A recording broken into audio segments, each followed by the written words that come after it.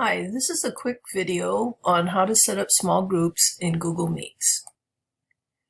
Before you set students into Google small groups, it's good to pre-assign them into what group they belong to. So I make it really clear to my students that they should remember which group they're in.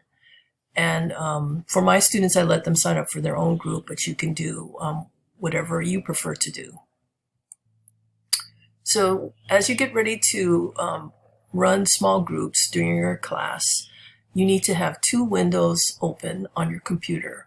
One window for the regular main meet, that's your normal whole class setup, and then I usually do a second window for all the small group tabs. Before you do this process though, you should download this extension called Mute Tab. It makes it possible to turn off the sound in a group that you're a member of, since you'll be listening to the sounds of 4 or 5 groups or 6 groups. You want to have this function. So here's a picture of my main meet, just a normal Google Meet setup. And this icon here is the one that turns off the sound to the tab that you're in. Now I go up to Chrome and I open a new window. Kind of drag it over so that I can see both things at the same time. And I'm going to open a Google Meet for my first small group. So my group's name is PO1. And I'll turn off my mic, my camera, and the sound for the tab, and join. So my first group is formed. Then I open a new tab, open a new Google Meet, repeat the process, PO2, continue, turn off the mic, turn off the camera, turn off the tab, and join. And you just keep doing this for each group. So I'll just do one more. So open a new tab, open a Google Meet, name it PO3, and turn off the sound, camera, and the tab. Okay, let's just do one more. So new tab, new Google Meet, join, label, turn off the sound, turn off the camera, turn off the tab, join.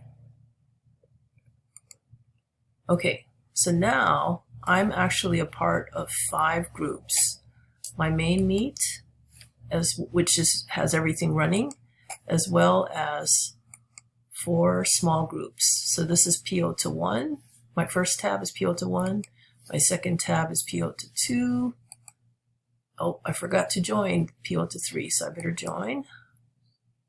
Okay, and PO4. Okay, so all 4 groups are set up and they're ready for class. So we've just completed step 3, launch and join each small group with your camera off, your mic off, and the mute tab activated. Now you can run class as usual. When it's time for you to break into small groups, be sure to tell them a clear time to return. Otherwise, it'll be hard to gather them back up again. So be very clear about what time they need to return. And then tell them to leave the main meet. So they should be signing out and then going to their small groups. And once they do that, you can actually see them showing up in the other groups, and you can listen in, and you can actually speak to each group by controlling the microphone and the tab sound. Since you systematically set up your teams, each tab will be in the order that you built it. So this is group 1, group 2, group 3, and group 4. This toggle turns the sound of the small group off and on for you, and then these work like normal. When it's time for the students to return back to the main meet, most groups will start to do that, but if you have people that are lost or confused, you can go back to the tab that they're in, like maybe there's a group of 2 people left here, and either tell them to leave by turning on the microphone or just shut down the meet completely. So the meet will, when you click on this X, the meet will completely shut down for that small group. They just need to know to come back to the main meet. I hope you get a chance to try this process. It was a little difficult at first, but once the students get used to it, it's a nice way to run class with small group discussions. Good luck.